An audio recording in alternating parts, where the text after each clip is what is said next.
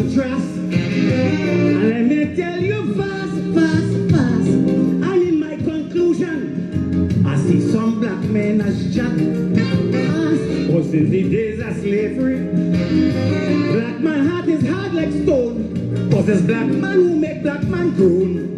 Cause black man never like his own. That's why this last election broke grieving. Look at how all you treat Patrick Manning. The way all you cuss him, run him and tell him go. I never see the Indian street pass they pan they so. When pan they deep and knock niggas switch from their tail. Indians let them make candle like Richard back in jail. So on behalf of all the good niggas that I know, all you should never ever treat me somebody so. Shame on you, Dada. Errol McLeod and the wrong cock and Obi Cap. The way all you destroy the black brother, you are for prostitutes of black power.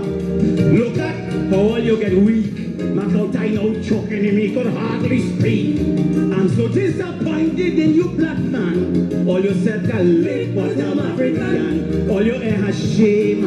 Get back the African man, his name. You get a big white police commissioner. Where are the advocates of black power? Massive co-sign here and Rampata and Ricky Jai. They never see them put tears in basket and they act to the first to Oscar B and crazy. You must understand, all of them is late bottom African. All you sell we out. Look at all you have black people suffer it all about. I'm waiting for all you for emancipation. You focus weak lying late bottom African.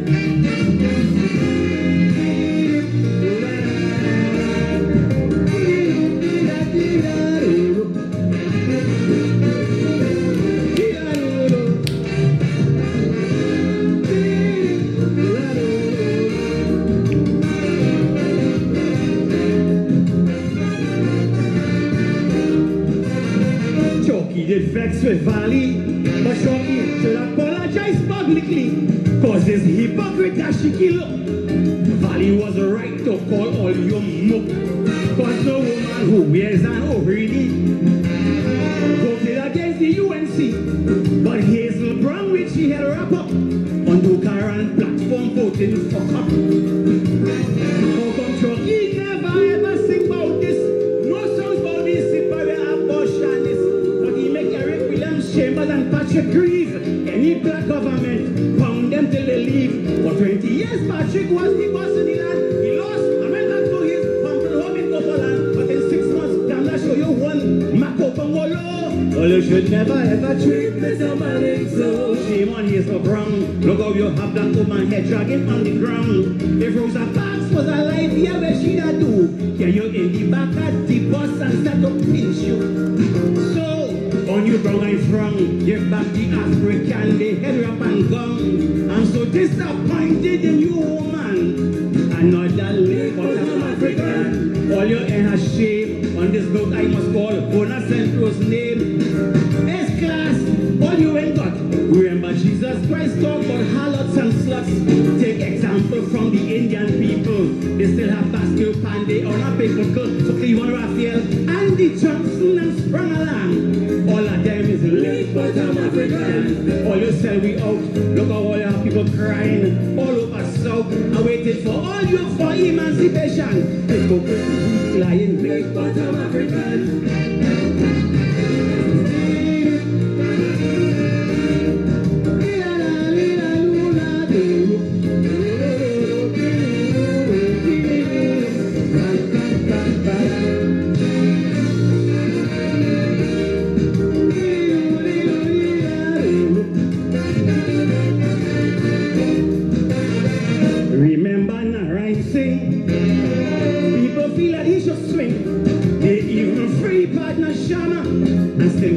Destroy Abu Bakr. And in a taxi I hear a man say, Ishan them ain't going away. But it was a little black boy from Lavanti, he would have been on the plane already. And how come I hear anybody? Why they do protest like 1970? Where is Kafra Kambon and Orogo Ome? These so-called black conscious men are not the same. Let me stop it there, because I need to make the point. Driving down the road in a CPEP big truck, holding down a CPEP big walk, cussing Indian, glorifying African, separating the nation. Like Daryl Duku getting paid from WASA, Krokro getting paid state funds from CPEP. Where is the Equal Opportunities Commission on these two appointments? Trinidad and Tobago is a bloody joke. We are a foolish, hypocritical and tiny little people.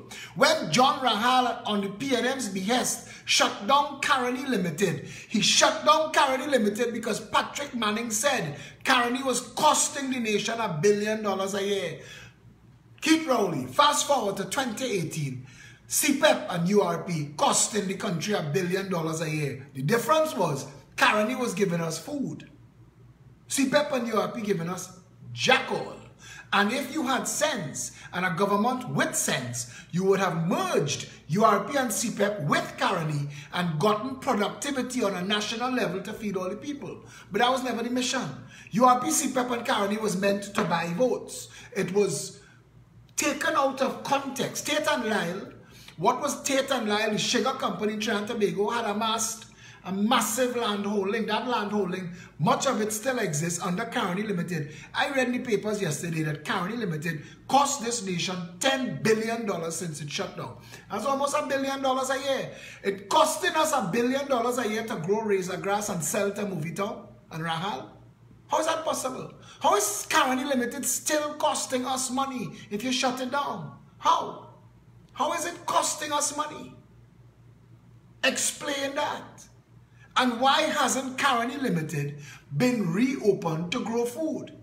So that we could save the $5 billion plus US dollars spent every year in foreign exchange. But we have Hadco, Amco and Massey becoming billionaires while small farmers and gardenmen can't get land to grow nothing. People growing yam, tomato and save in bucket, and we have land pushing up razor grass that political speculators are using to build strip malls up and down the highway. This is a country that is broken from on top. I watched my friend put out a post today about this little children who was caught smoking weed in this school that they want to hearing this jackass of a minister of education. When I tell you Garcia need a cricket bat across anyway. Before they say inciting violence, that for your wife to deal with, you say as a woodsman, I hope she know what to do with wood. That jackass know how to deal with this. To this day, nobody ain't get suspended for the little boy that get raped in Fatima. But that happened too.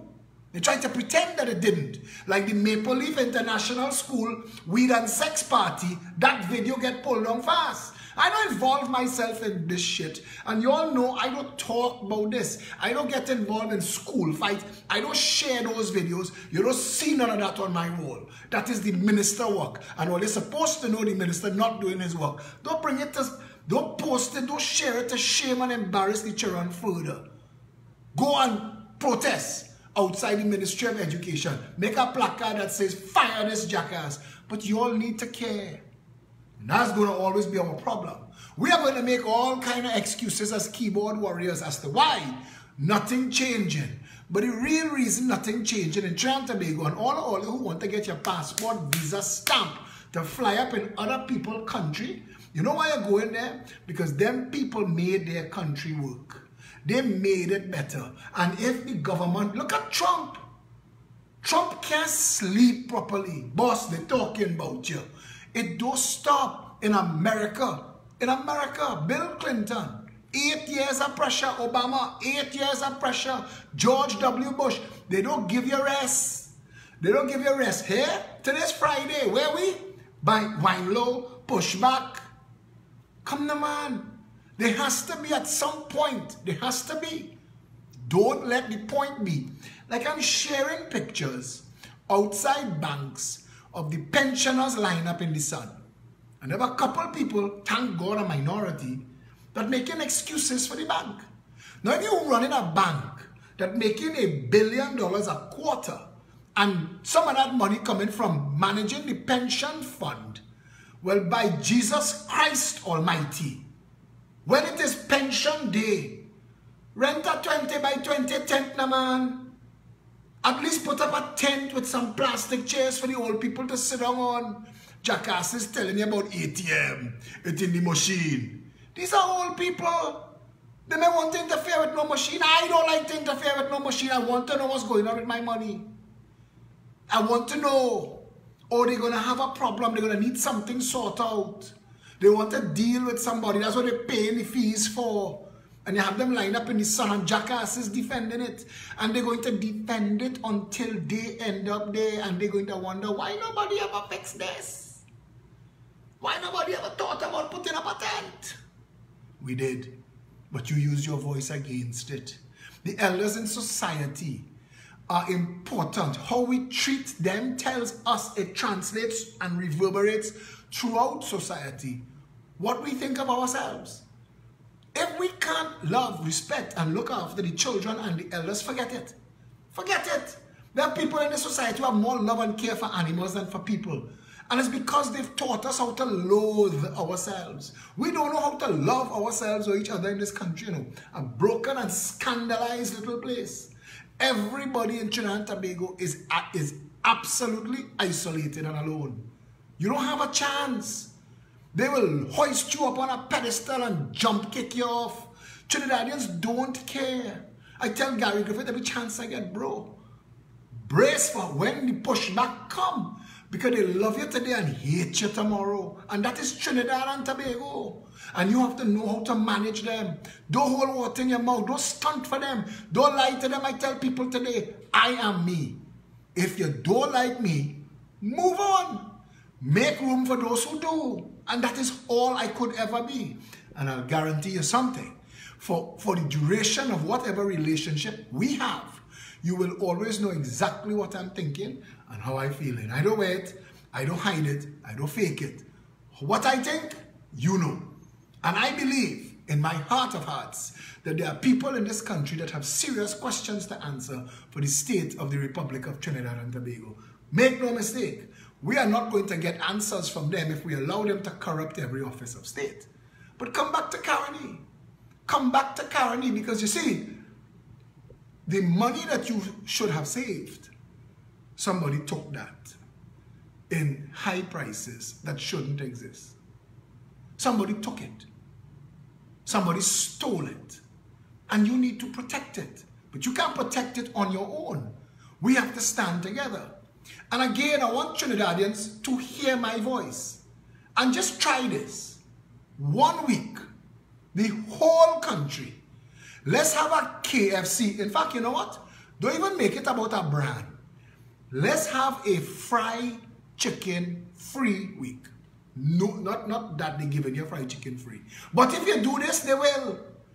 If for 1 week, this whole country could, no Royal Castle, no KFC, no Church's chicken, watch and see what happened to the price of fried chicken in Trinidad and Tobago. Watch and see. Watch and see your power as a consumer. Watch and see. If nobody go Massey Stores grocery from tomorrow until the prices come down, the prices will come down. But that won't happen as long as we have false pride playing rich. Few of us could call ourselves rich. Most of us catching our ass. We driving down the road, rock back, hard pong-ponging. But Scotiabank holding the loan on the car. And until you pay the last payment, Scotia could come and take your car. Or Republic. And they come in, and the bailiff who come in for your car, it's not the sweet talking loans officer, you know. The bailiff who come in for your car, kicking down your gate. Where you going in my yard, boss? I's bailiff. I can go where I want. That car you're owing for it, we come for the people property. And you're in a hush. And if you guff up, they go bring 3 police for you. So you're in a hush and let them take it. And then they want to hear, boss, my child breaks his foot and I had to get medicine and then nothing. They don't want to hear. They don't want to hear you remember right there and then, you know, the price of food in Trinidad and Tobago so expensive, I didn't have enough money to pay for my car. They don't want to hear that. And you're isolated. And you're alone, but you're stunting. You're stunting. You're inside Francis fashion and you're throwing out your blues. No problem at all. The clothes in your cupboard still good, but you need to look cutting. No problem at all. Don't get me wrong, eh? Spend out your money. But when it's time to sleep in the square, don't blame nobody but yourself. At the end of the day, we are all authors of our own life. I mean, the vicissitudes of life will come along and bump us all along. That's expected.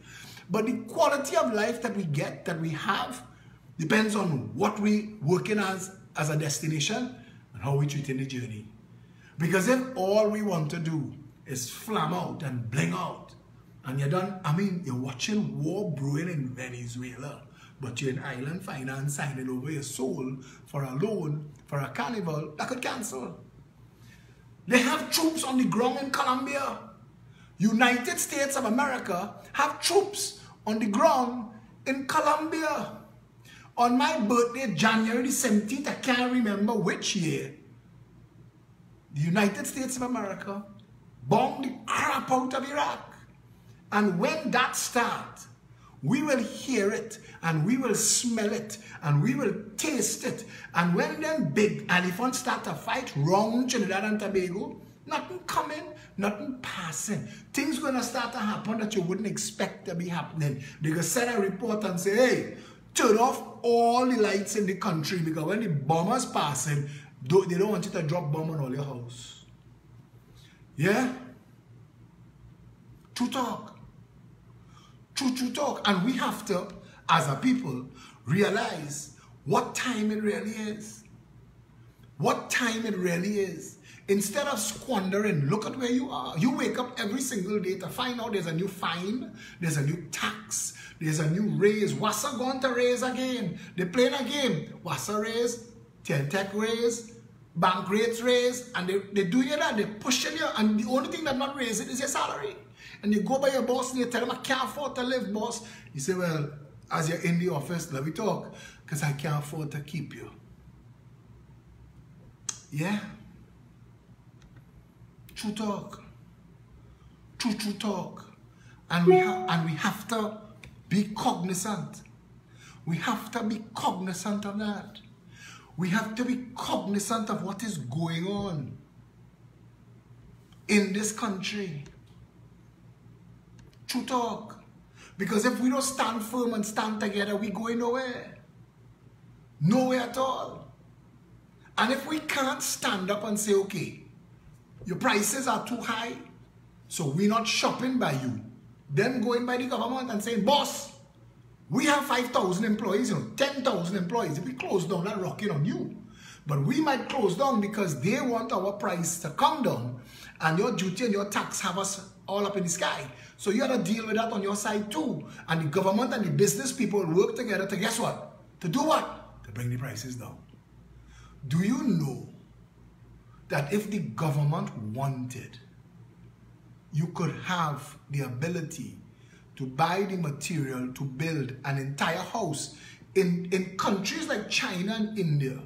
You could go to them with your plans for your small house, your 1,000 square foot, 2.5 bedroom house, and they will work out for you in the hardware how much blocks, how much nails, how much cement, how much lumber, how much galvanized, how much door frame, how much door, how much red sand, how much BRC for the floor, and load it and deliver it to your job site.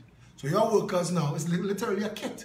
You unpack, you have everything that you need to build a house. And do you know that in Trinidad and Tobago, we could do that too? And if the government wanted, the government could remove all VAT, all stamp duty, all taxes, and state charges levied against basic building material. The moment you did that, you make it possible for people to build houses cheaper.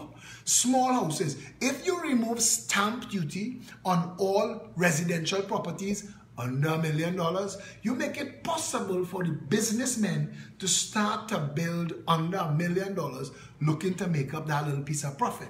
And you could get that. And if the government wanted, it could do that. But then the banks come along and say, no matter what your house costs to build, I want 100% of it for the loan. If the government wanted,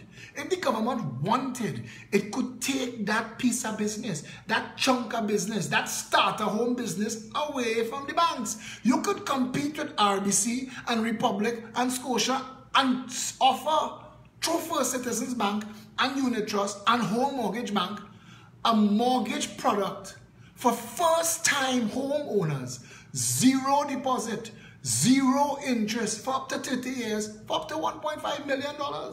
You see, a house is something that you can't pick up and take. The lending terms will require that your house be insured, so that all these people, you buy a house through the state, you have to insure the house in case of earthquake, fire, or flood, so that the house has a replacement value in case of a crisis. Has a replacement value, and it's as simple as this. It is as simple as this. If you reduce the price of being able to build a starter home under $100,000, if a basic starter home could be reduced to under $100,000 and the state made financing for starter homes available, we could save as a country billions of dollars. Philip, you're a madman. No, I'm not. We could save billions of... Where the money coming from? $10 billion that they spent on Caroni since it closed down is 100,000 starter homes.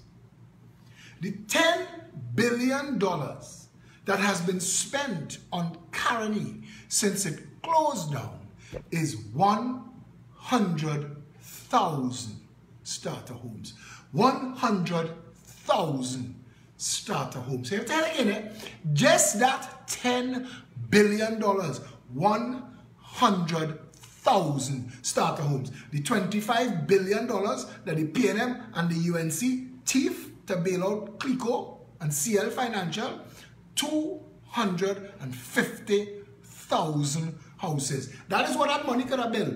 250. That is a house nearly for every family in the country. We have 1.4 million people. If 3 or 4 people make a family, we only need a house for every 4. Divide that, 250,000. A little more than that is all we need. But then you have to account for the big shots and the middle class. Do you know that 10 years has passed since we've given that money to Clico and CL Financial to bail them out? That if we did not use that money for that, if we had actually put that money in an interest-bearing account in the 10 years that has passed, it would have doubled, and we would have had now another 250,000 houses. That's 500,000 houses. Just that money.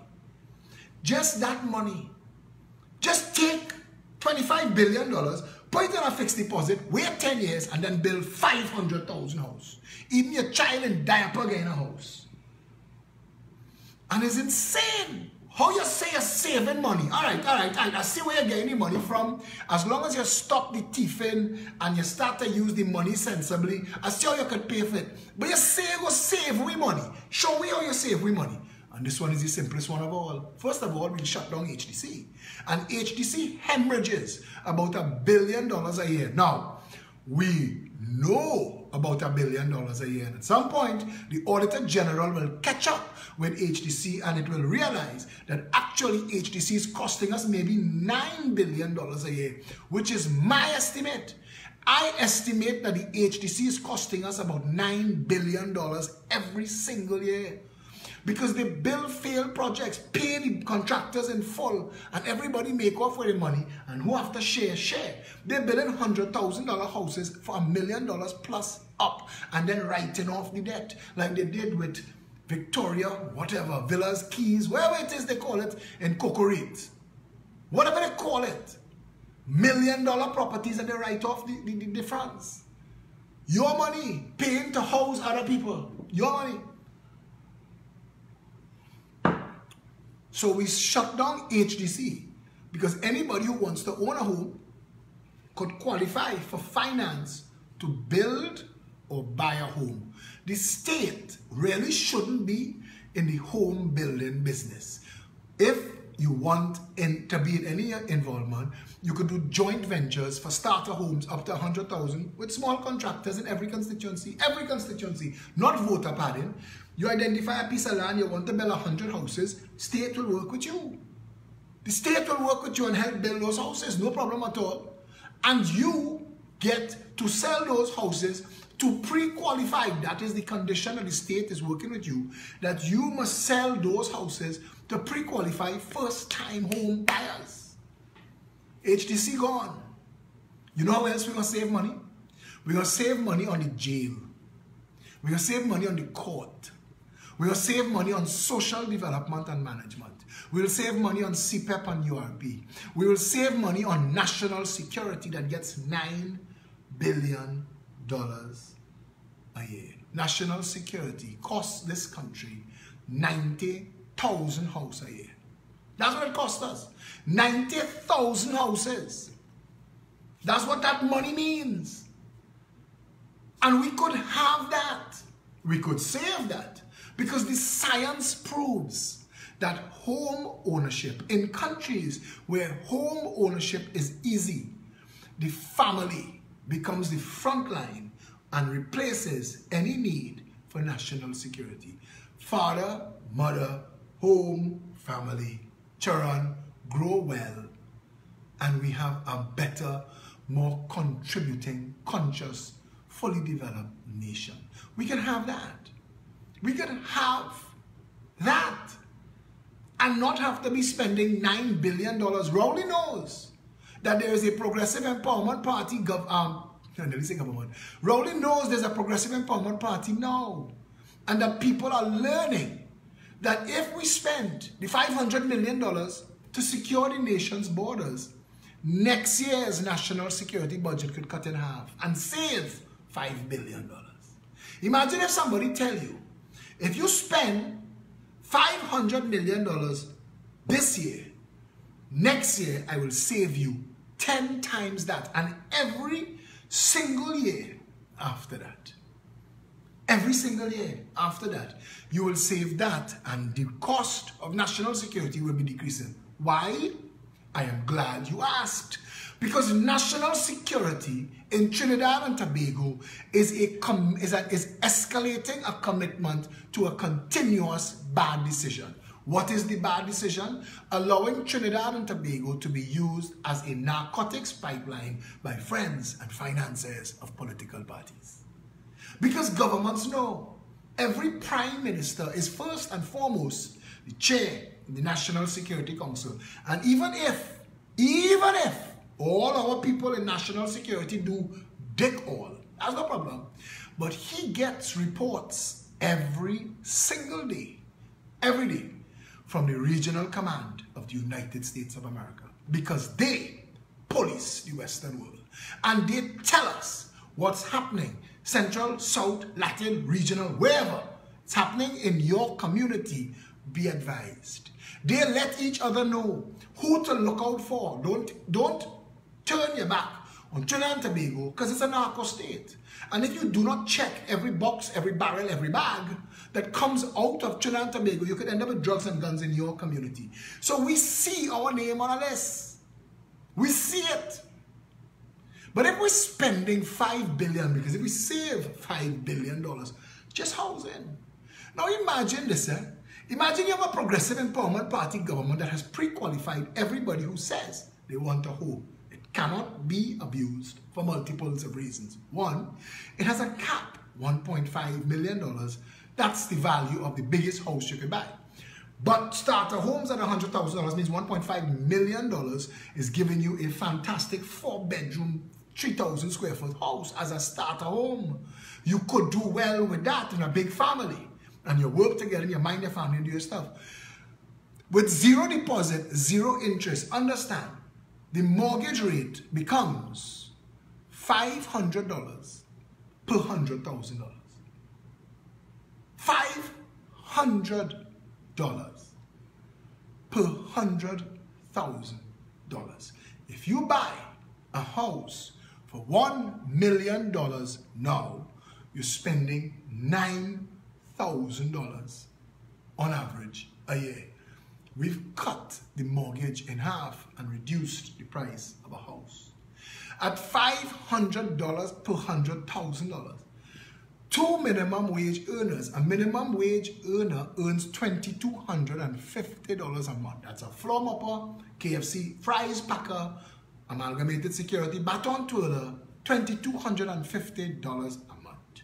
If they're earning $2,250 a month, two of them earning $4,500, if two of them earning that kind of money, you could buy a house upwards of, I want to give you some maths, I just need to block a troll quick.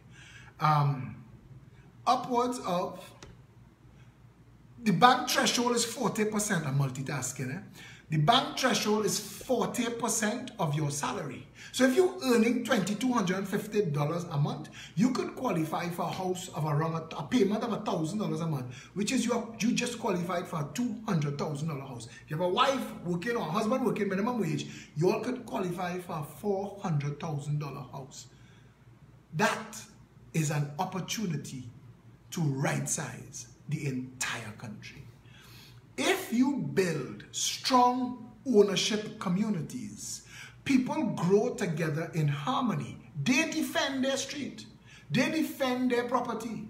They defend, this is my asset, my equity, what I'm leaving to my children. They defend that. So no whole house and drug den and thing can open up in the street. Because the Progressive Empowerment Party promises a supervisor of national security. And one of his functions or her functions would be to establish community policing on the trot. That means that the sergeant and up that is in charge of your community, that is responsible for protecting and serving you, you must have their cell phone number and they must have yours. It's like a community watch group, except it includes police. So now all of a sudden if you have a problem, you can call the police, say, Sarge. And it would encourage a closeness between the community and those protecting and serving. We did a pilot program in Highland Park and asked the families to send lunches for police officers and juice and soft drinks and water random. Just the community taking care of you as you take care of us. You could imagine the country set up like that. So a bandit making his way into your community, all you don't see him, but the police see him too. And everybody stopping to ask him, bro, you're from wrong here? Who you come to see? That's how it's supposed to be. That's how it's supposed to be. That is policing before the crime. That is preventing crime. That is just another way. But if you put home ownership at the top of your nation's wish list and you build back strong communities, if you build back strong communities, then you now knit your entire nation together. A nation is a collection of communities. A nation is just a collection of communities. Fix it one community at a time. The Progressive Empowerment Party also promises to zone all schools and make all schools 10-year schools. If you make the school a 10-year school and it's in the community where the families own the homes, picture. Cast your mind to a time when everybody owns the homes in which they live in and raising their children, and all the children going to school together in the same school for at least 10 years of their lives, growing from 5 to 15, where they're babies to teenagers, in a knit school community, where the parents dealing with the same teachers and principals for the duration of the child's scholastic academic career, that those children are growing up together themselves, a knitted community, going to school in the community, living in the community. Oh gosh, man. It's no longer strangers. It's strangers as rob and beat up strangers. We will turn the nation into a collection of families. That's how it will work out to be. The money that we will save on national security, on social development for homelessness, all this homelessness that we're dealing with, all these people come from somewhere or failed somewhere. And a proper set-up community where everybody have a chance at a life. We have safety nets. We now have safety nets. And you could tell the average person a minimum wage salary and you could own a home. But I'm ugly and I have a limp and I have no passes and nobody want to hire me. The Progressive Empowerment Party is bringing policies where you could become a small businessman. Do you know how much money you could make picking up plastic bottles under the Progressive Empowerment Party? Under the Progressive Empowerment Party government, we would set up North, East, Central, South, Tobago redemption facilities for plastic bottles. We will charge Blue Waters, SM Jalil, Solo, Water One, all the plastic bottle users. We will charge them 25 cents per bottle at the manufacture or the import stage and pay it out to people who pick up those plastic bottles and bring it in for redemption. We will break them down at those redemption centers into bullets, pellets, or strips for use in construction, road building, and recycling. All of a sudden, people who in mass band could come and buy plastic strips and use them together with silicone glue to make all kind of things like paper mache, but it's a plastic construction version. But plastic used with concrete now gives you flexible concrete. Plastic beads used in the road dampens road surface noise, which is about 80 or 90% of the noise of traffic. There's a lot that we could do as a nation. And the reason for mentioning the plastic bottles is to tell you that even the homeless, the unemployable, even the dispossessed could get employment under a Progressive Empowerment Party government. You have nothing to do whole day, go and pick up bottle. They have about 40 years of bottle in the labas. Go and pick up all. Pick up all. You know what I will do? That will reduce the impediments to water flow that they say leads to flooding. It will clean up the environment, save the animals, and will give us an opportunity to put even the indigent to work. And these are just these policies that rebuild the community is what you're supposed to be asking of the party that you follow. If you don't follow the Progressive Empowerment Party, that's cool. But why don't you ask the party that you follow why they can't make universal home ownership for all a reality? We've spent the money. We spend the money every year. We spend $1 billion a year on CPEP and URP. We're spending nearly $1 billion a year on a shutdown Caroni. Why aren't we working Caroni to reduce the cost of food? Some estimates say that if we gather consumption data and put the farmers to work, we could reduce the price of food upwards of 50%. And we could start to give people healthy diets again. And if the people are eating a predominantly high fiber, low sugar, healthy diet, no these chemicals that they use, these phosphates that they use, the nitrites that they use to preserve benzoate, if you take this out of the diet, you will save money on public health. There is so many win-wins to putting the farmers back on the land. Put the farmers back on the land. Let us identify products that could underpin a healthy diet. Breadfruit, avocado, soursop, guava. Look for hardy fruits, the entire mango family. Remove the MSG2, yes, Lisa, but I was talking about preservatives, sodium benzoate and potassium sorbate and all the other things that they add to stabilize food or what's supposed to be food. When you go into a Hilo, a Massy stores, a True Value, they have one little section that is greens. And a lot of the greens that imported is Monsanto, GMO foods. Try to avoid those. It looks like food, but it is nutrition void. It does nothing for your body. And we're not eating to make shit and piss. We're eating to extract nutrition from the food to safeguard, protect, and maintain our bodies. That's the purpose of a diet. And a proper diet. In about 9% of the grocery, they have greens, fruits and vegetables. And then the rest of the grocery is filled with things packed in plastic, stabilized and preserved by chemicals that are toxic to your body. If we were buying more in markets than we're buying in the grocery, our children will be healthier. Then you could take a chance on the weekend and take the family out for ice cream and hamburger and thing, because your liver and your kidney and your gallbladder and everything, they're kind of calm. They're not fighting toxins 24/7, so they're robust and they're strong. So you take a 2 drinks or you eat a burger outside at McDonald's, it's poison, but your body could deal with it. A kiss bread sandwich is poison. It's nutrition void. When you taste bread, all the bread, Linda's Bakery, I remember when I was small, Linda's Bakery, Linda's bread used to taste like homemade bread. Now, it's just a mouthful of nothing. There is no taste to the bread. And when you realize that you're buying crap, when you buy bread from the bakeries like Linda's and Kiss, the only time you realize that you're buying crap is when you go by somebody and they make homemade bread. And you ask, why does this taste so good if this is bread?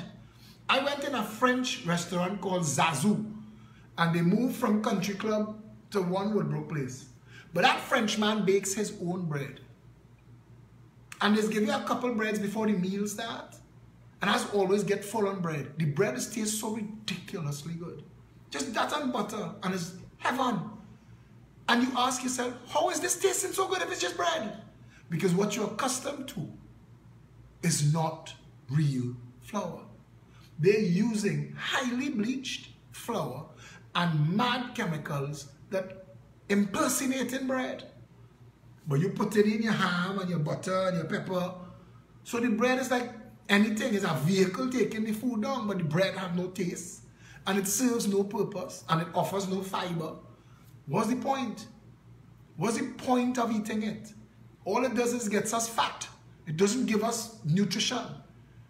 If we put our farmers to work growing blue food crops, look how expensive a breadfruit is. A breadfruit in Trinidad is $25 and $30. A breadfruit supposed to be $5 and under. A breadfruit.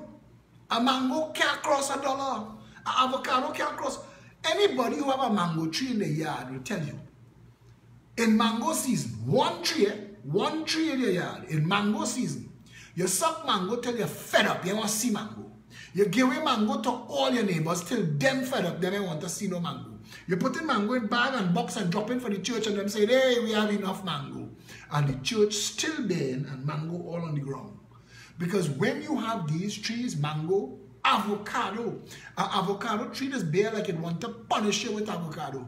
When you have these trees, guava, you know what else? Pomerac. Pomerac has more fiber and vitamin C than an American apple. Plus, an American apple is comes to Trinidad coated with a wax finish that you cannot wash off. It cannot scrub off unless you grate it off. That wax is not good for you. It's a preservative to make the apple, it's to delay the ripening and rotting process. And that's not good for your system. A pomerac is fiber and vitamin C. It's a shock to your system. When you're eating real food, you just wake up in the morning with your brain clear and your body energized because you have vitamins and minerals and nutrition. If mango does suck sweet, Julie mango season. All by my elbow, I lick it. Try and lick yours now. I learned to lick elbow because of mango. I grew up in Woodbrook. In my yard, we had fig, not banana. You know the purple fig that you get in Fig Newtons? I don't know how that grew in our yard. We had that, we had grapes. But the grapes never used to really bear. We had a lime tree. We had an avocado tree. We had a Julie mango tree. And we had a guava tree. The neighbor right next to us had breadfruit and soursop. So you know, we had a little market crossing that fence. And you didn't have to buy things. You didn't have to buy those kind of vegetables. I grew up on things like breadfruit, oil long. I mean, that is healthy food. A breadfruit, one breadfruit has more nutrition than 100,000 potato, English potato again. Almost valueless, and then they reduce it to powder, freeze dry it, stabilize it, and then recompact it to sell it to you as French fries. It looking like food, it might even be tasting like food, but it ain't food and it ain't healthy. We need to put our farmers back to work. We need to teach our children in school how to grow food, because that is a skill that will be useful no matter how scientifically advanced we get. No matter what they tell you, the ability to grow food is the #1 independence that a nation needs. The #1. Breadfruit is the only low glycemic white starch. Not rice. Rice leads to diabetes. Rice, too much rice leads to diabetes. Check the diabetes numbers in countries that have a diet rich in rice. Wheat flour, especially bleached, processed bleached flour that we get from national flour mills, that's not good for you. One breadfruit have more nutrition than 50 days of that flour. You're eating it in pasta, you're eating it in bread, and you're eating English potato, and you're getting nothing from it. Nothing but sugar, spiking your sugar, taxing your insulin. If you were eating a diet rich in sweet potato, eddos, dasheen, breadfruit, green fig, plantain, banana, and banana rude with itself. A banana tree just giving you more banana trees. Why not giving you bananas? It's giving you more. But you plant one banana tree, and in 3 years you have 50 banana trees. Banana rude, and it want to give food. Bread, and it's a flimsy plant, but throw it down and come back up the next day. Breadfruit,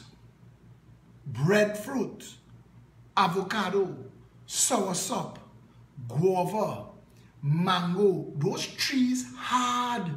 Them standing up to hurricane and coming back next season and bearing. Why isn't the whole of Central and all the Caroni land from San Fernando come right up, covered in that? Think about it. Food for us to eat. The price of a breadfruit must reach down to $1. When you sit down to eat a plate of food, the nutrition that you get from that food must keep you healthy, make you strong. You don't need to see no doctor.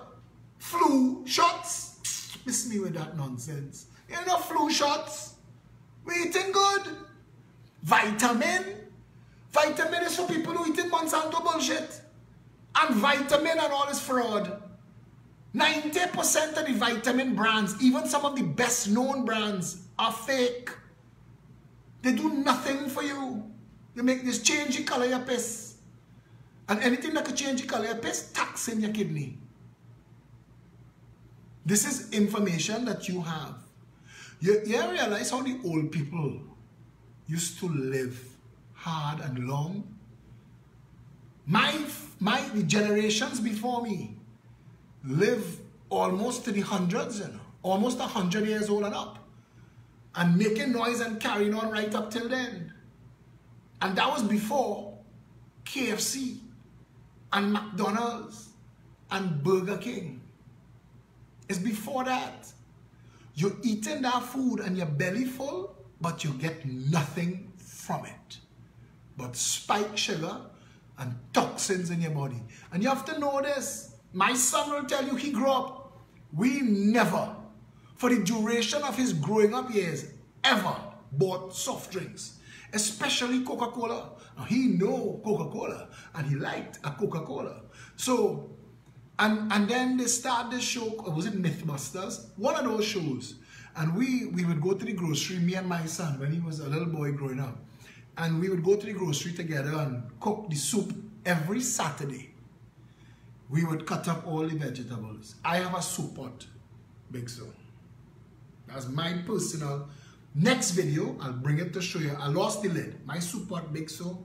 And my friends and family would come on a Saturday evening with a bowl and take the soup and go. And we would make, and that soup would have cow heel, pig tail, ox tail, and it pressure cook till everything fall off the bone so you could throw away whatever bone remain.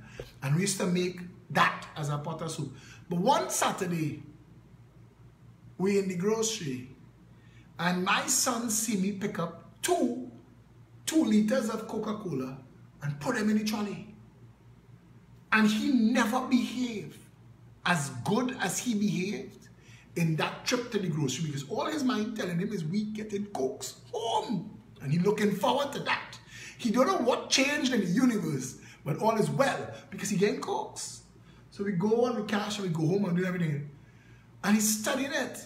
But I went and turned off the toilet water and empty all the water from inside the toilet, a little plastic cup, as they tell me to do, and a flavored ice cream container. Empty, well, they didn't tell me what bowls to use, but I just telling them. And we empty it. And then the upstairs and the downstairs toilet, I pour a full 2-liter Coke in each one. And he watched me in horror because he couldn't believe it. It was like sacrilege to him. What are you doing?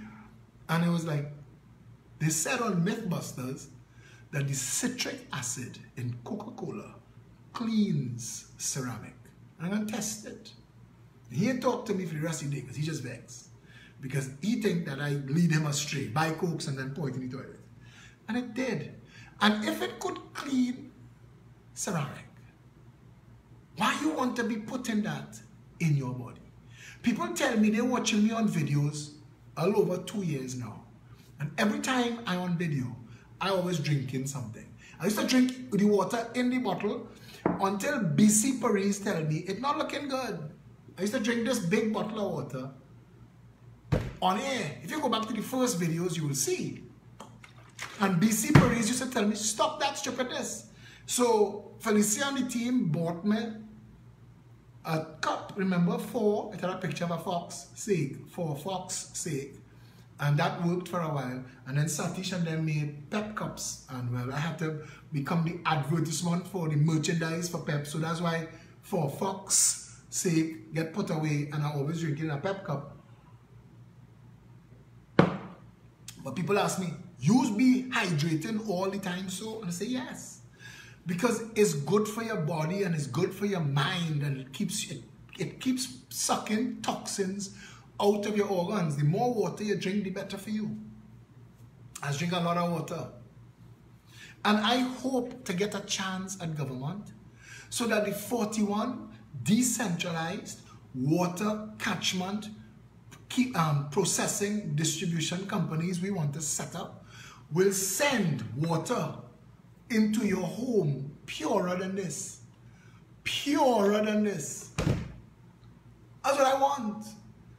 I want to know that we can tell the nation at 3 o'clock we'll be sending hot water through the system, boiling hot water through the system to clean it, so that tomorrow morning when you open the tap, the water. But I know I drink in bottled water, but I'm washing my wares with pipe water and I'm filling my tray with pipe water. So I know it kind of weird, but I really don't like the taste of drinking pipe water. And after some of the things I see come out the it don't make, I know it don't add up, I know it don't make sense. But at some point I hope to have the opportunity to have a Department of State working for public utilities that goes around to all the 41 constituencies every day and randomly picks up water samples in glass bottles and brings it back to test and see which of the constituencies have the best water quality in Trinidad and encourage everybody to a high standard. And that could be done for less money than we spend now. That could be done. And if you were getting water 24 hours a day, 7 days a week, and we put a meter on your house for you to pay for your water, it will be so much less than the $500, $600, $800 you have to spend for the truck, and $5,000 for the tank, and the electricity bill to run the pump. My neighbor pump. I want to climb over the wall every night and disconnect it. My neighbor pump the cycle on and off and irritate the crap out of me. And I'm sure my pump must irritate somebody else. Water pumps. Remember when long ago everybody had window air conditioning, used to make noise? Well, thank God that gone. But water pumps now are a source of irritation. And the money that you spend on electricity to run that pump, you will be spending just for water. 24 hours a day, 7 days a week. Because we have the water. It's not like we're going to do magic. The water falls from the sky. We have it. We've built half the job already, you know. You see all those concrete drains that we built throughout Trinidad and Tobago, that run to the sea, that shouldn't be running to the sea. That should be running to dams and other catchment facilities. That should be running to retention ponds. And the overflow, the amount that you can't hold, that bypasses and runs to the sea. So we don't have flooding. And if you want to know where to build the retention ponds, just let it flood. And you're going to see right there, in that area, water settling here, dig down deep. You could put retention ponds under a highway and people don't know. I tell people, the front along Circular Mall built on a tank. That tall wall been in the corner by Long Circular Road there, where the multi-story little car park is. That little hut that you see on the corner is the door to go into that tank. You could build retention ponds anywhere and people would know they're there. Retention and detention ponds. And all you need to know is 1.4 million people buy, say an X, buy and work out the anticipated consumption data for water. Just work that out, because you could. We've slingshot space vehicles using the moon's orbit to send it into space and plan it to coincide with Jupiter. You know the arithmetic required to do that? The moon is as far from the Earth as all the other planets in our solar system joined together could fit in that space. The arithmetic required to send on the right day, at the right time, a satellite just close enough to the moon that it is affected by its orbit, but not so close enough that it gets sucked down to the planet, and use that orbit to slingshot it to Saturn. That is ridiculous math. If we could do that, we could work out how much showers, how much toothbrushing in Manchester, England. In Manchester, there's a documentary. You could, when this video is over, test this. There's a documentary. You could watch it in Manchester. The man who is in charge of the electricity grid watches the Manchester, anytime Manchester United plays a game, he watches the game. On his job is to listen for the referee's last whistle. When that last whistle blow, he puts extra electricity in the grid, because a certain amount of people switch on electric kettles to make a cup of tea. If you could plan for that, we can work out consumption data for water. Come now, man. We've tolerated nonsense. We've tolerated foolishness. They told us it can't fix, nothing works. Be a racist, get drunk, get high, look for something to bull regular. That's what they're told. Child mother is to have a problem with, fight chief for money, go and pay the court. We live like Neanderthals in this country. We don't live good. We don't live like good people. We hypocrites, we nasty, and then we have church, temple, and mosque full. It don't make sense to me. Our lives don't add up. And I don't know why. And I swear to you, from the first video I've said, the mission, whether we win or lose, it doesn't matter. But the first mission should be to inform, educate, and empower. I have, over the last 2 years, given away every ounce of knowledge that I have free of charge. For free. In fact, it costs me money to do it. It costs me time that I should spend with family, pursuing my own pursuits. I know the amount of my life that I use doing this. But my father, in his stupidity, told me things as a young man growing up that stick in my head. To those, much is given, much is expected. I want to be able to see. I sit with him when that video was run that night on CNC3. Whatever night that was, I can't remember now. And to watch him engaged in what was taking place on that video, I know, he know. I learned my lesson well. And I've come out here and I have found and surrounded myself with some of the most beautiful patriots. I mean, Nothing about the Progressive Empowerment Party is anything like any other party. Somebody said the other night it's a phenomenon. Somebody says a movement. It is. It is a real movement of people who want a better country. When they come, the ones who find me, because everybody comes to me, but you learn to discern those who starstruck and those who just want to say they know you from those who in this for Trinidad and Tobago. I don't care about who you is, you know. But you leading this, brother, you use the piper, I hear with my drum. There we go. And they come and they give up their life and their time and their treasure and their skill sets. And together, you ever heard the saying, the whole is greater than the sum of its parts? I know my role. I know it. I know my role. And one of my roles is to make sure that everybody gets a chance to step up and step out. I don't hide people. When I get a chance, I give it to others. I want to make sure that there is a Progressive Empowerment Party for everybody to comfortably feel like they're part of. None of it must ever be bullshit. And you could tell. You could tell when you're talking to somebody who wants shit. You could tell all of a sudden today, out of his whole 75 years on this planet, or however old he is, 69, out of all the years of his life today, Keith Rowley goes to read to students in Carnage. That's bullshit. It's a nice act. How about do it different? How about use the office of Prime Minister to encourage all the retirees to get back fully involved in society, become involved in homework supervision, provide transportation. We have police car, ambulance, TNT. Christ, drive them around. Pick them up from home, drop them in the school, let the elders go and teach the young ones and tell them, this is what I have learned from a lifetime of experience. So you know, you start with more knowledge than I did. Imagine that. Imagine that. But you go on to stunt for CNC3 to film you reading to the children. Miss me with that bullshit, Keith Rowley. Miss me with that. And not on that. And I don't want my country to fall for shit like that in 2019. Not now. You've had the chance.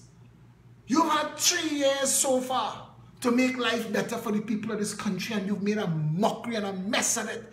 You and Kamala and Manning and Pandey, all of you. All of you. What I want to say, I can't say. I despise what you and the people around you represent in this country. And you're a liar. And you know what they say, a liar is a thief. And I think you're a thief. I think everything they've ever said about you is true. I think you're a nasty man and worse. And you are my Prime Minister, and I'm ashamed. You know what I'm most ashamed of? Most ashamed. In 2010, when faced with a PNM and a UNC that I despised equally, I voted for you, Keith Rowley. I bought your shit. In 2009, I bought it. I said, yes, look, somebody. That was the greatest disappointment of my life. I voted for you. I wish I could go back in time and take back that vote. I would use that day better, go on the beach and get a shark and bake. I voted for you because the United National Congress, stink and diseased as they are, chain up the Congress of the people who nasty themselves. Congress of the people, what it became by 2010 was a shadow of what it was in 2007. In 2007, it was a movement. By 2010, the Congress of the people was all that was left was the political opportunist who was looking to suck and eat. And you send Rocky Garcia as the member of parliament. Rocky Garcia is not even a councillor material.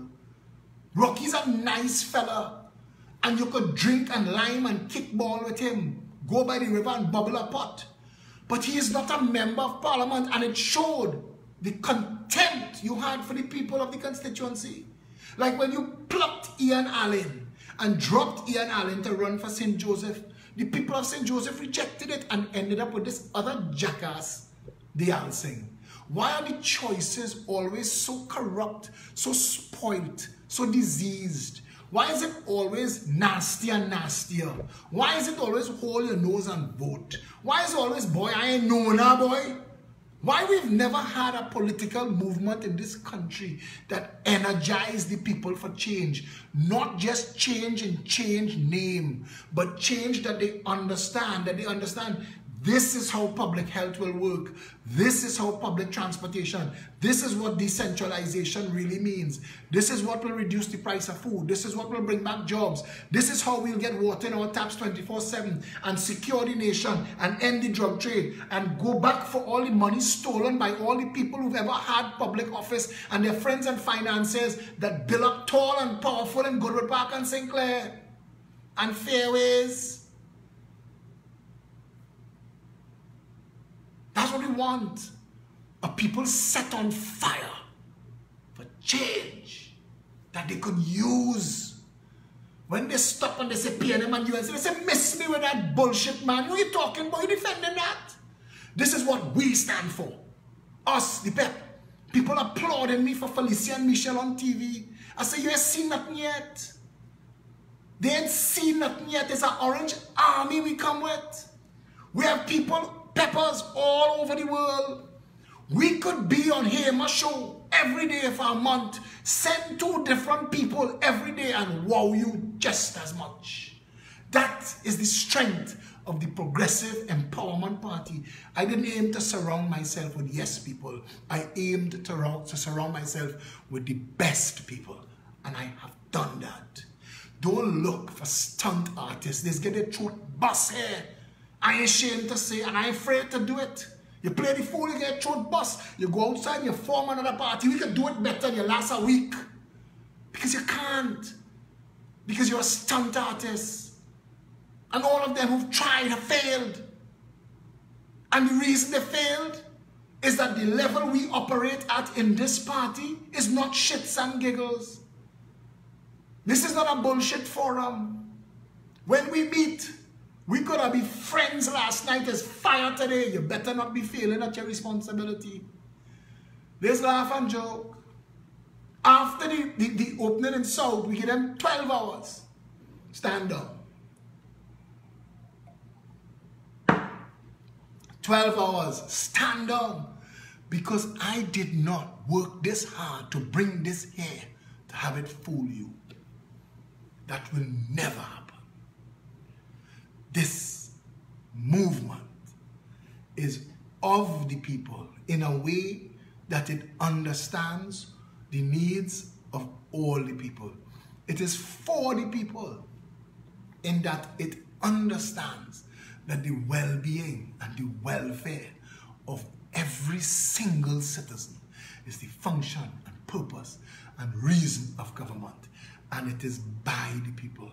And we bring them from inside your communities. And you meet them from among you.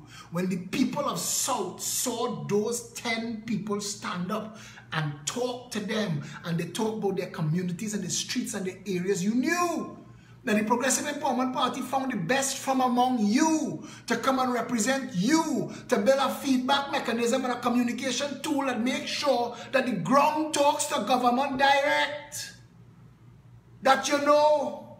You ever hear about something called the Activist Council? I know who don't like me. I know. I had to deal with you, partner. If you have an agenda and you come to run them games by me, you'll bust up your head. Your own head, and not easy to deal with and understand that. You ever heard the term the Activist Council? Remember that you heard it from the Progressive Empowerment Party, because we intend to bring every single activist in this country together in a council that advises government once a month. Because the activists on the ground, animal rights, environmental, child, elders, women's, any kind of fishermen, any kind of activist, bring, whether you love me or you hate me, I don't care. We want a better Trinidad and Tobago. You're an activist, once a month, all you come and eat lunch with the Prime Minister and tell us, one by one, Mr. Prime Minister, the fishermen activists believe this is the most pressing issue this month. The children's activists believe this is the most pressing issue this month. The environmental activist believes this is the most pressing issue this month. You know what that does? that guides policy.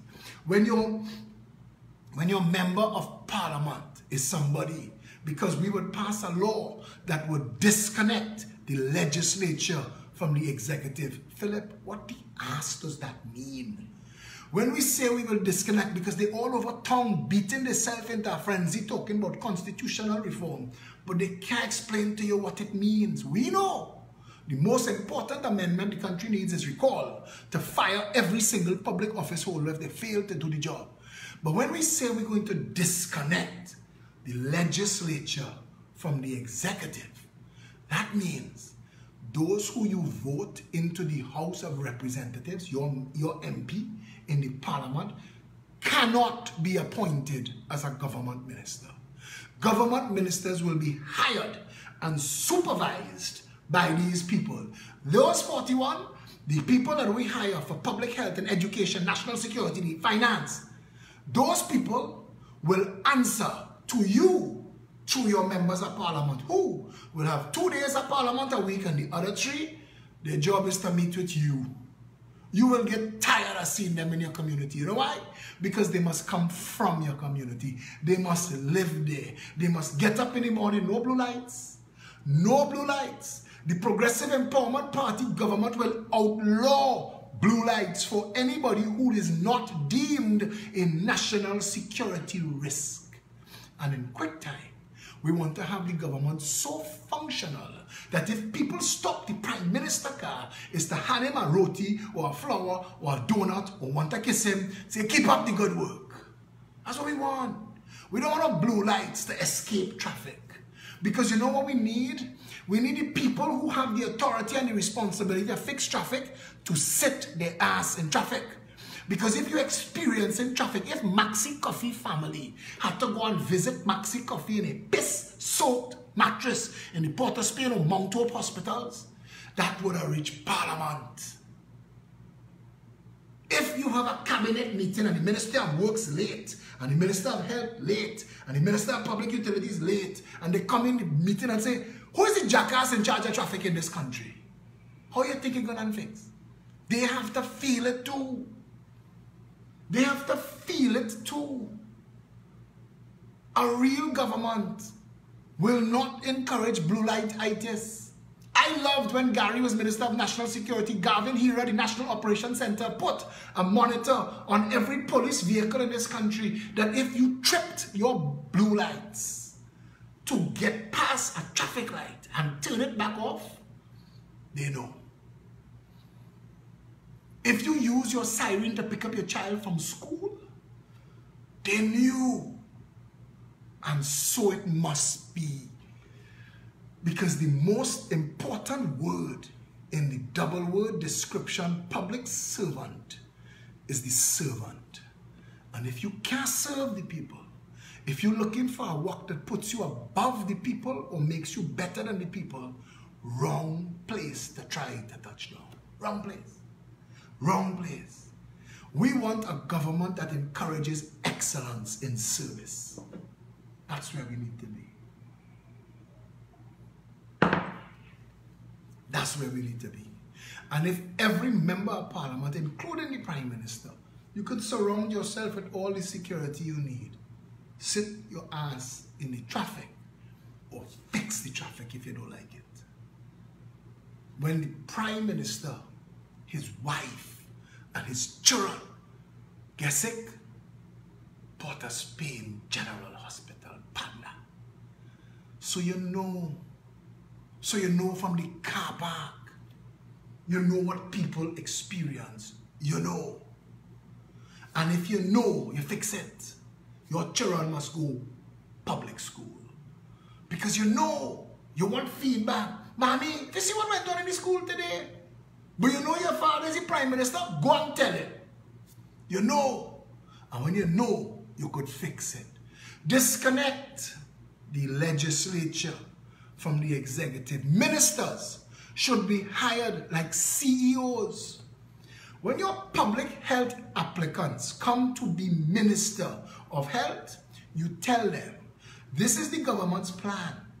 41 constituency health centers operated 24/7, minor surgery suite with dedicated ambulance service, open 24 hours a day, 7 days a week, manned and operated by nurse practitioners with doctors on call 24/7 in a radius of health centers. So that at any time that a nurse practitioner can't stabilize, hold, or treat, she has an ambulance to send you to another facility if, for any reason, the constituency doctor on call for Diego Martin West, Diego Martin Central, and Diego Martin Northeast on another case, and this is an emergency, send the patient to you. We could fix everything. There is nothing in this country that is wrong with this country that cannot fix. You just have to want a better country. You just have to choose a better country. And by now you have to know me. By now you have to know I'm not in this for friends. I'm not in this for friends. I'm not here for shits and giggles. I'm not in this for ego. I want to give a firm one term and fix everything in this country and pass it on to others who have been trained and are committed to that course of action, a better Trinidad and Tobago. If you want to grow old in a first world developed Trinidad and Tobago, there's a song about Cuba, Cuando Salí de Cuba, and it was sung by people who had to leave Cuba, and he says it is a dream of every man to return to the land that he is from, to walk where he used to run. I have friends, I have a brother whose children are 25 and 26 grew up in Canada. They're Canadian Trinbagonians. But my brother played windball cricket in O'Connor Street, Woodbrook. My brother plays small goal football in St. Teresa's Churchyard. My brother ride bicycle on Arapita Avenue. And we catch crab where the Foreshore Freeway is now. My brother is in Canada because Trinidad is a failed nation and he wanted an opportunity to maximize his potential. I want a country that my brother and his family will feel safe to return to. I want that. I want a country, I told my son, who shows me all the options we have, and I tell him, I want to grow old in Trinidad and Tobago. This is where I am from. You could show me anything else. They have nowhere else in the world have bachi rice and pigtail with stew oxtail like we have it here. I don't care who your name is. There are nobody else in Trinidad could give me the kind of roti I just get in Trinidad. I have a number 1, a number 2, and a number 3. Push come to shove, I know where I eat in roti, even if I'm south. They have nowhere else. They have nowhere else in this country. The people are the people that this country have. And they have no other people in this world. And I'm sorry to all the other foreigners who are looking on. I love my Trinbago people. We have an innate niceness about us. And I want that to become our expression again. Too many people in this country living in frustration and fear. Debbie Jaikaran wrote today, why did life have to be so hard in this country? Why? Why does everything have to be so frustrating? And she damn right. She damn right. We're going to flip that script. Public service will serve the public. And we will make sure from, you see, permanent secretary and all them people who think they work forever, we will bust your throat. If I have to go into parliament and write a law to make sure we could fire you if you're not serving the people, I don't care who your name is and who you're in lodge with. I will make sure on my term, on my watch, Trinidad and Tobago gets back to belonging to the people of this country. And if you want a public service job, your job would be to serve the people. And if you're not interested in that, we gotta deal with you. We're gonna deal with you.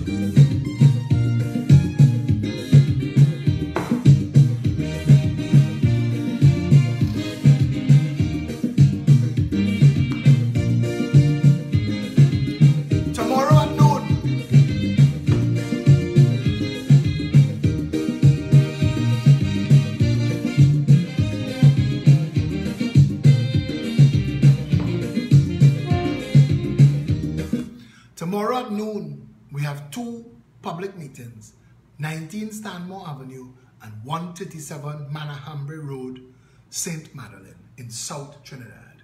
Tomorrow, we actually have 3 meetings. There is a meeting of all caretakers taking place in the morning at our 10th Avenue Barataria office. But that one is not open to the public yet.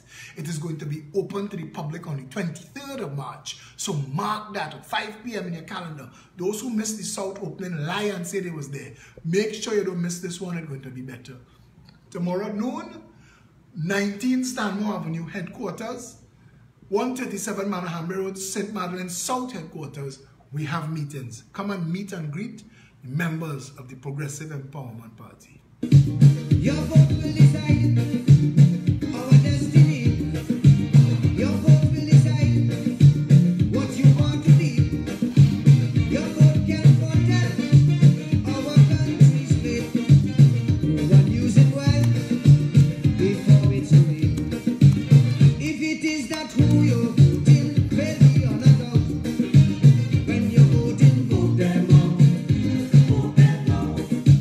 If it is the proven to be only full amount, when you're voting, vote them out. Vote them out.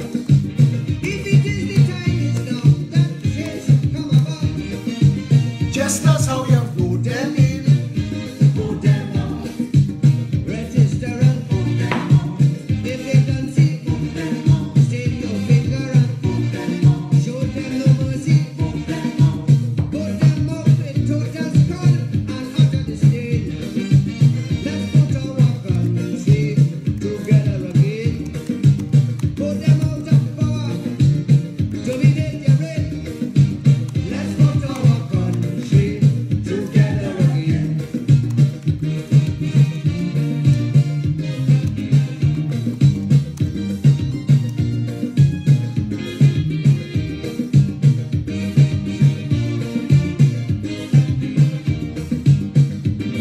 They just come on the pep wall, they just come on the live, and they're loving up themselves. They see all the pep people and all the talks and things, and they feel like this is an opportunity for them to bad talk the party. And with one little click of a button, they get blocked, and then our wall and our live and all the information disappears.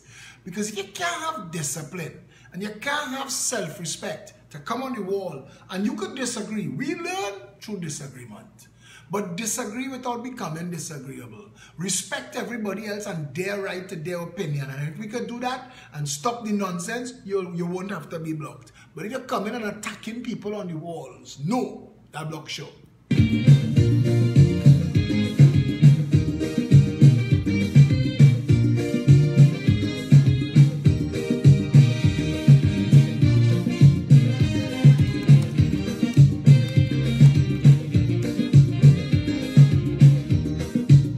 If for 20 years, You're voting them in. And it's only tears as soon as they win. They give you big words that enslave your soul, promising your roads. and giving what votes. If they Somebody shared a video of a hog-tied dog on the newsfeed. If that is Trinidad and Tobago and you know who did it, please send the information to me. I want to take the police there myself. Send the name of the person who did it, send it, so that we could go and have them charged and taken before a magistrate. And we will pay legal fees to prosecute them. Because you know you could do that. You could actually lead a civil prosecution. An example has to be made. If that picture of that hog-tied animal is in Trinidad and Tobago, I want to know who did that. It is time that we make an example of those people who are so cruel to animals. are the reason why the economy goes sprout. When you're voting, vote them out. Vote them out. If it is the passing laws That them alone can float. when you're voting, vote them out. Vote them out. If it is the time in ISOS, East, west, north, and south. then say where you vote them in. Vote them out.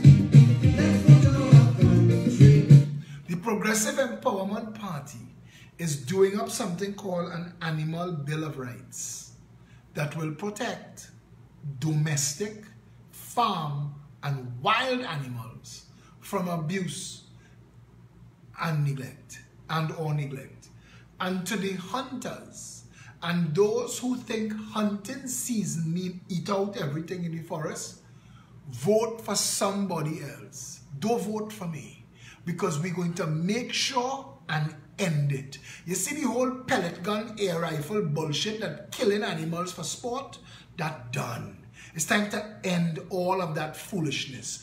All of y'all that don't know what to do with your hand, put it between your legs and play with what you find. Don't go and interfere with nature and kill things just to gill with each other. We're not tolerating that bullshit any longer. Together again.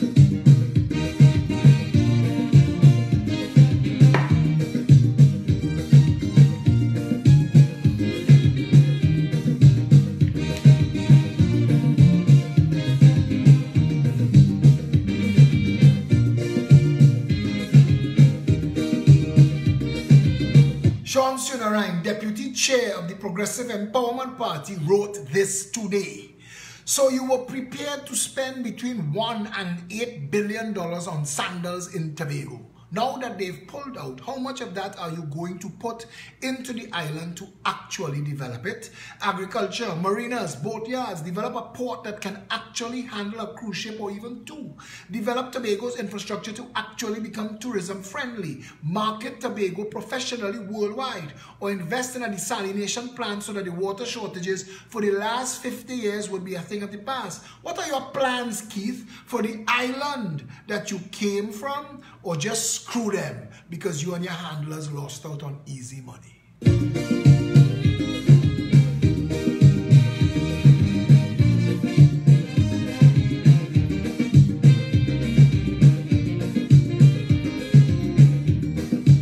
If their policy is a policy, bureaucracy, a catastrophe, if they cannot quit and you see it so, then your only hope It's for them to go. if it is fabrication, these statements that they spout. I want to tell you again, in the local government election, the by-election for Belmont and Barataria, the UNC tried to thief this song that playing. We made this song popular again and the UNC come and tried to thief the song. And went and drive around Belmont trying to confuse people playing this song too. But the singer of the song came and you saw him on TV, put on a PEP shirt and say he is the latest PEP member. Proud to invest his song in this movement. If we grow in, Hema, you want something to count? When you're voting,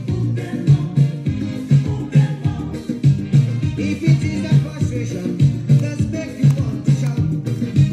When you're voting,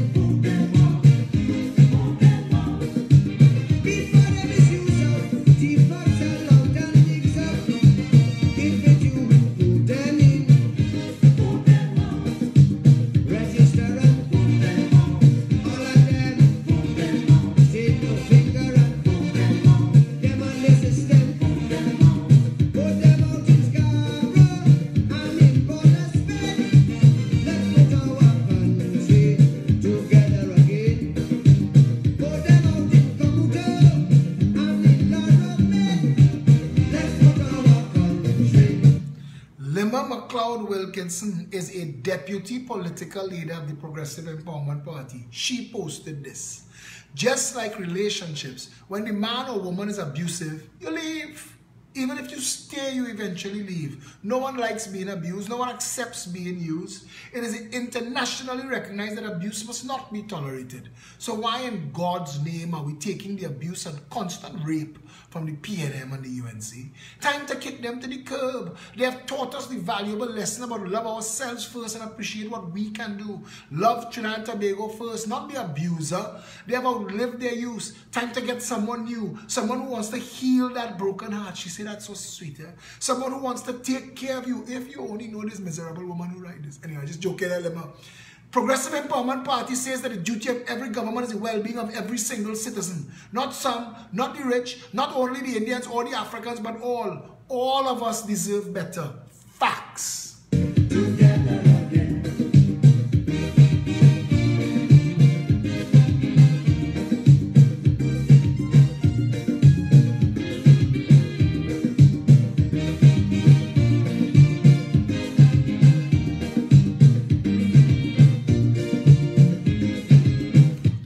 Thank all of you.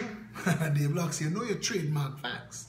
Let me thank all of you who joined me tonight on this impromptu Friday night video. It was an immense pleasure. I want to give you one more song before I go. And you know it's a Friday night live, but we do it like this because we want a better Trinidad and Tobago. But some nights we just prefer to line. And Sterling Leha, who's the caretaker for Diego Martin Central, is encouraging that we start doing a real Friday night live, maybe at PEP headquarters, and everybody could come down and bring what they're drinking and bring what they're eating, and we do it live in person. That's something that could happen if you all want it. In fact, I'll run a poll. If you're interested in coming, we could do that live on the ground.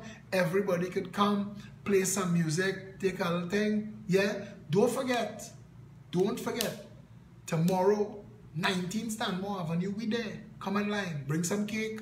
Don't bring things that can melt, we don't have a freezer. But bring some cake, bring some sandwiches, bring anything you want to share. Do not have to bring, we always have. But if you want to share with your brothers and sisters, bring, because we like to, well, you know we like the belly. Yeah, you don't have to bring drinks because we always have that, but walk with what you're eating. Tomorrow, that's PEP headquarters, 19th Stanmore Avenue at noon. It is mirrored in the South headquarters, 137 Manahambre Road, St. Madeline. Join them there. Their office hours are on Saturday between 10 and 2. Get involved, help build out your constituencies. Let us bring back Trinidad and Tobago. Let's get a better version of ourselves. Yeah? Come and be a part of the rescue, the reboot of this republic, the rejuvenation, the repair, the reclaim. Come and bring back a better Trinidad and Tobago. Yeah?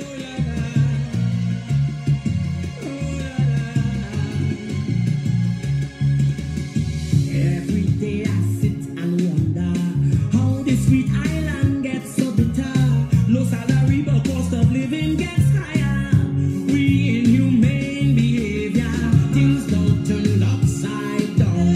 Smiling faces becomes a frown. Guns galore, we don't live in fear. People no longer seems to care. My heart is filled with pain and agony. I see a man begging for mercy. They rub him and they shoot up my body.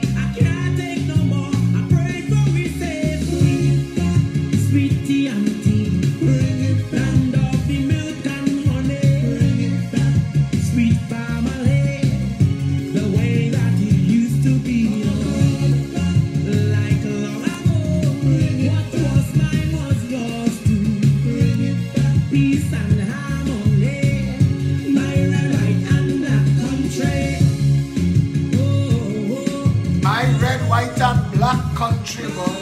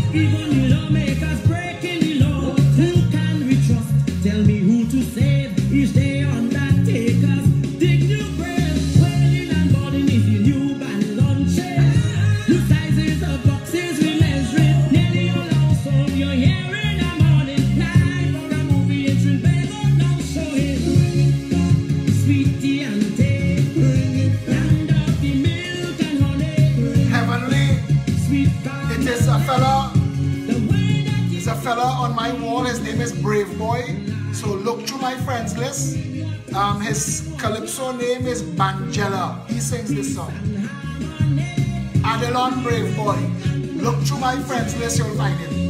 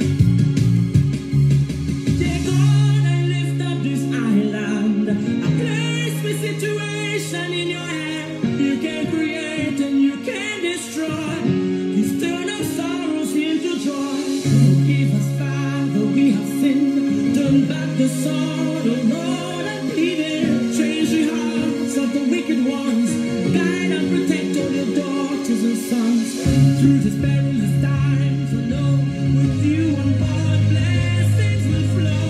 TNT will again arise through the sweet, sweet border. Bring it sweet TNT. Bring it back, nothing milk and honey. Sweet family, the way that it used to be. Like long ago, what was mine was yours too. Peace and harmony, my red, white and black country. Bring it back, I say. Bring it back, I say. Bring it back, I say.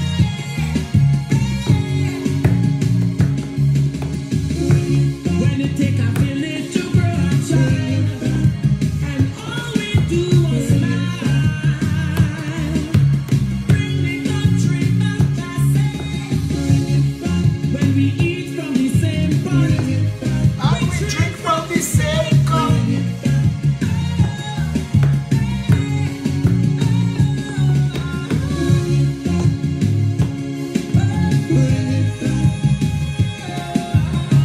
If that don't win, Calypso mother, they rob him from all now.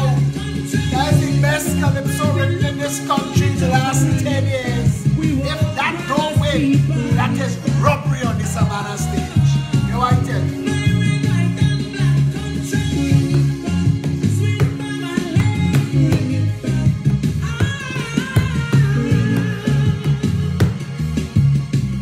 My red, white and black country. I want to see, I want to hear him in the big yard. I want to help him any way that I could. We need a better Trinidad and Tobago. Jenny C. Paul Guyadina, never forget to thank you for introducing me to that boy and this song. That is one of the best calypsos I have heard. And I don't know me idea, but I'm a fan. That up there. Yeah? Yeah? When you all leave, I will go. It's Friday night. Trinity board. Trinity board. They can't teach me yet.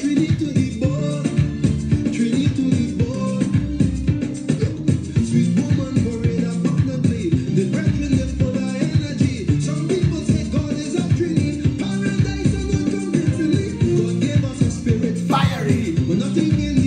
But are we? We still come out and mash up.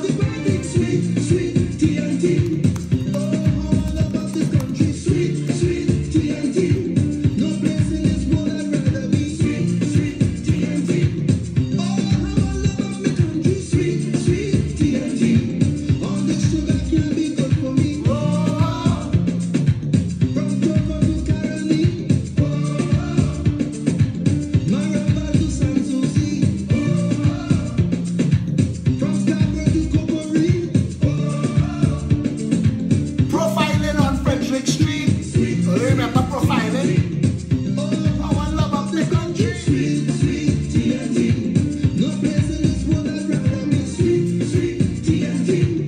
Oh, I want love of the country. All this sugar. Hear this person. All these years I spent abroad in the cold, longing to be home. Trinity Board. Yeah. Trinity Board. Lord, I pray that some sweet day I will no longer have to roam. Trinity Board. Trinity Board. The problems we have are plain to see. We prove we can stand the scrutiny. All I know that Trinity. Listen, how we vote is not how we party. That have to change. That have to change. That is a call to action. Change that. How we vote, how we party must be the same thing. We must rise to the occasion. We must want a better Trinidad and Tobago. We must be willing to clean house. We need to be the change that we say that we want for our country. We need to be it. We need to epitomize it. We need to touch down on every point of order that is Trinidad and Tobago. We are the change. Let's lead that change. Black, white, red, green, and every color in between. Trinidad and Tobago could be a better country. If we want it, we could make it happen. There's nothing that can fix. Nothing.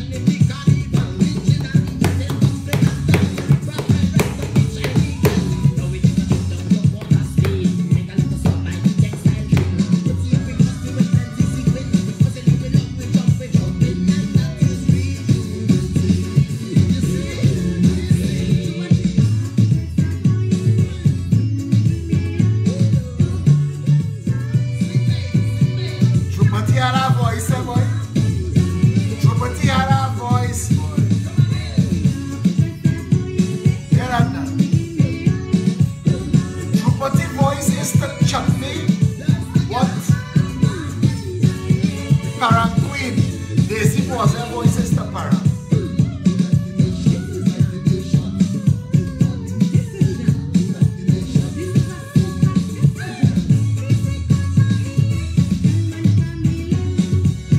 Changeable.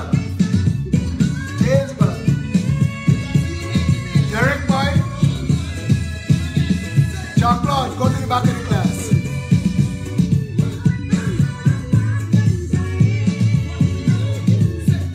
Time to change gears.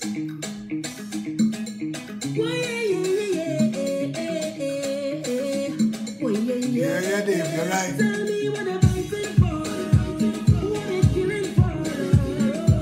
We don't need no more. Tell them wicked people. Pepper go Monday.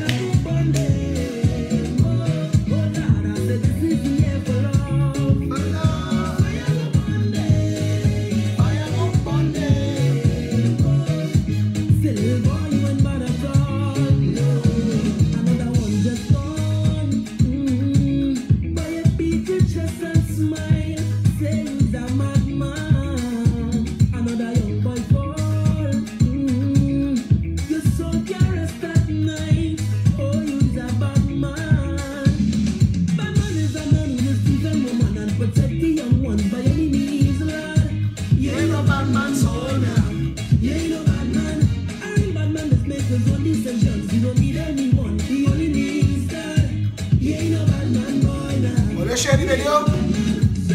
Sit down, rock back. Tell them I don't need no strap to defend my people from wicked and evil. Sit down, rock back. Big man look for a walk. You're too damn evil. If they distress my people, then fire go burn them. Pepper go burn them.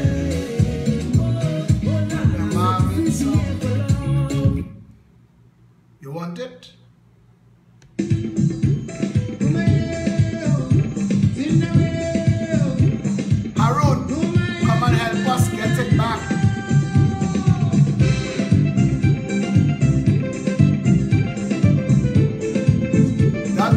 Stalker post, I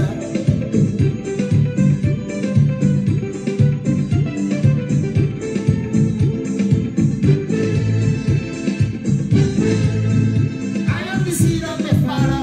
Who is the seed of my grandfather? Who is the seed of Abu Bakr? He came from Calcutta with a bag on his shoulder. He took an Capra. So I am bad seed of India. Slavery, and together two nations in unity. Yes, no room for brother and sister.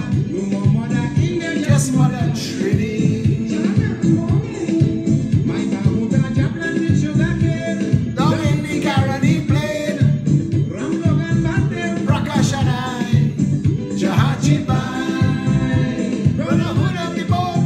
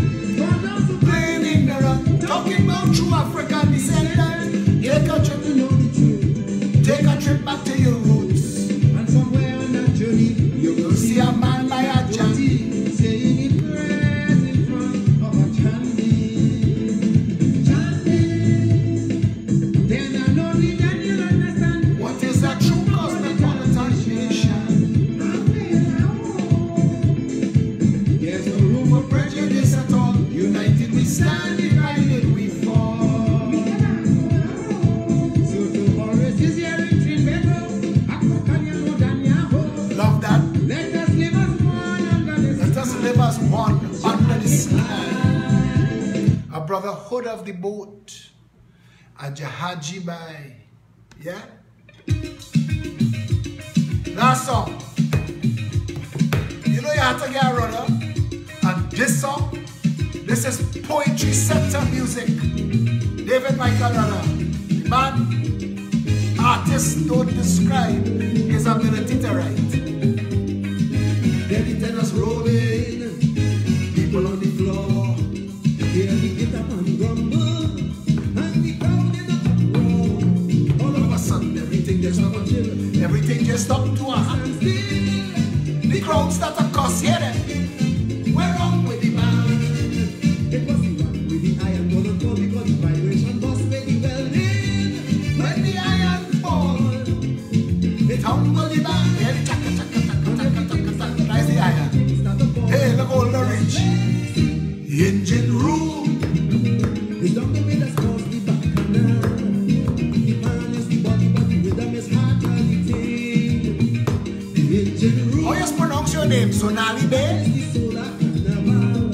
Police said that fella Sonali Bay is your stalker.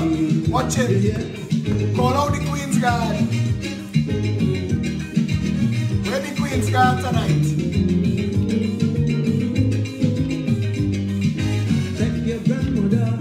Talking to the neighbor next door. If time didn't change up, oh no, we are still being big war.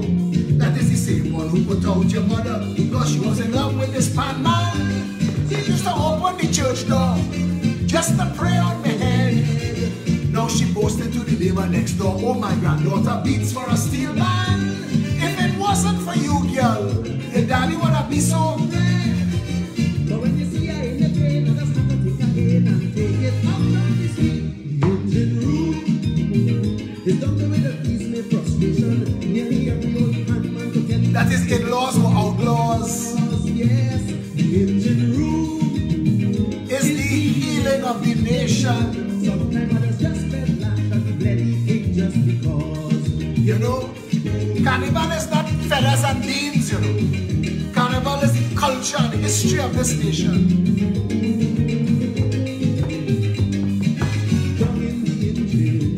There's only iron in the head.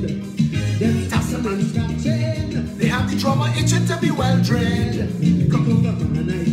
The belting blows. I'm sorry for the drum skin. Me and all that backward. Me iron up my nails. To be home bell man. Bell in the hand and a tassel man pumping. When you can't ask for. But baby, I'm next from a bass. And we can go all day as the band play and the people feel it sweet. The engine room. Where you Felicia? Join the conversation. See them jump and dance, give yourself a chance. Where she gone? Yes, the engine room. It could never die, never. Because it's 9 months my mother made me check out she had me. Here is word, So I want a hard rhythm section. So I can prove up the nation. I want to let them know they could never stop the drum. When they feel in the adoption, was it adoption? They show the reaction. As they beat the rhythm.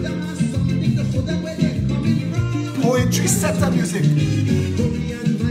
And a history lesson. Somebody go and call Francis Wickham. I tell him we're ready to wail. Bobby Muhammad with the bell. Like always in hell, he's what Rasta from you. So I want them up on the round. Go down the Island Street, get a bell and then bring back Jim Jones. Then you get away. Look, go and catch them scam. Or when you see we get together, brother, they go with cat, piss and pepper. And Tobago. Hey, Felicia, you're wrong. What's going on? Tomorrow is, yeah. I was telling them that tomorrow we're having 2 meetings in Port of Spain and San Fernando. You could weigh in on that. I'm not here. So if my battery ran low, so the phone might cut off. Sorry about that. Chip up and buy a charger. Shut up. But yes, tomorrow we are in San Fernando, as well as we are in Port of Spain, as well as we are having a meeting of caretakers in Barataria. Tell them, That one is not open. What's I that? don't tell them all of that. But you can tell them again for those who just arrived. But they're hearing it twice. So then why you ask? No, So why you talk? Why? So then why you bring it up? reading from the script. I just wanted to let you know to hear it already. Go ahead. Ah, okay. Well, I mean, Philip told you already, but 19 Stanmore Avenue, 12 noon tomorrow, 137 Manahambri Road at Philip. I just got the notice that I have 30 seconds before my battery dies, so So talk quick. That's it. I don't have anything much to say. Come and join us. We have Tell them about Pep what are we doing Market. tomorrow? Tell them about Pep Oh yes, Pep Market vendors. All of the vendors who are interested in getting a booth, renting a space in the Pep Market, can be, this phone is gonna die, and yeah, it's. I think that's it. I think it died right there. Oh. No, you get extra 2 seconds. Dave Lux. Listen, there's something coming up on the 23rd of February called Pep Market, which is like an up market, a green market, all of these small markets that you see. It is for Pep members, but it's open to the public. Just members get a little better price. We're having it at Lions Civic Center. It's on the 23rd of February. It's from 10 in the morning till 6 in the evening. All the peppers will be there. We will have stuff from the Miami, New York, and Canada Pep chapters. I don't think we will have anything from the UK chapter in time because it's like 3 weeks from now. But it's open to all the publics. If you're a sole trader, a business person, if you are in any kind of way would like to come and rent a table and display your services or your goods for sale, come and do that. Come and talk to us. Come tomorrow at 19 Stanmore Avenue and sign up for that, or email us at peptrinbago@gmail.com, or call 347-4PEP, or message me or Felicia Holder or Lima who are coordinating that. All of the funds goes towards the consolidated fund of building the Progressive Empowerment Party. And if you would like to assist as a buyer or seller, whatever, we will have a kids play area, bouncy castle. Maybe if Jenny Paul Guyadine could organize some entertainment for us, because we have our own PA system and thing. We bubbling, you know, we getting somewhere.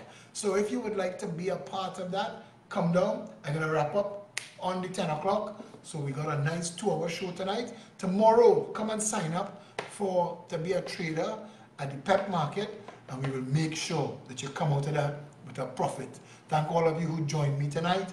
Until tomorrow, those of you who are coming to Stanmore Avenue, stay safe. Oh, don't forget, Monday at 9, Tony, myself, Janice Lemon Creaky back on 104.7. Mark that, set it, because that show gonna be fire. We have a guest that we're trying to bring into that show that will add some information into the public space that public office holders will have to defend. So tomorrow, until tomorrow, stay safe, Trinidad and Tobago.